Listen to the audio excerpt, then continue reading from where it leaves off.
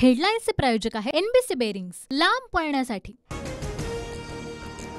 अशोक चव्हाणांचा भाजपमध्ये पक्षप्रवेश, राजकीय आयुष्याची नव्याने सुरुवात करतोय चव्हाणांची प्रतिक्रिया। नांदेड भाजपचा हक्काचा जिल्हा होण्याची शक्यता।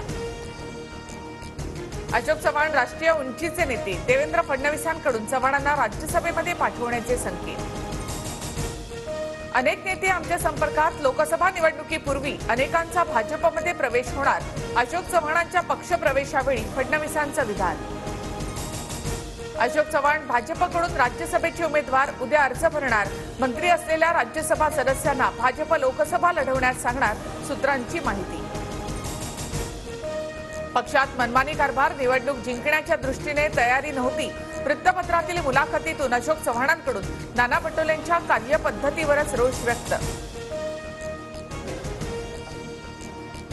अशोक चव्हाण आदर्श घोटाळ्यातील आरोपी असल्याचे भाजपचे आरोप, ईडी सीबीआयचा ससेमिरा लावल्यामुळे चव्हाण भाजपमध्ये, नाना पटोलेंची ट्विटद्वारे टीका।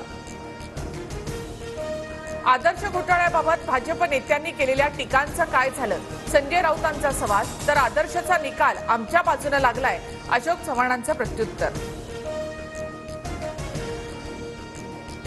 भाजपमध्ये येण्यासाठी एकनाथ खडसेंचे प्रयत्न सुरू, ठाकरेंचे आमदार आणि खासदारही भाजपमध्ये येण्यासाठी नंबर लावून बसले, भाजप नेते गिरीश महाजन यांचा दावा।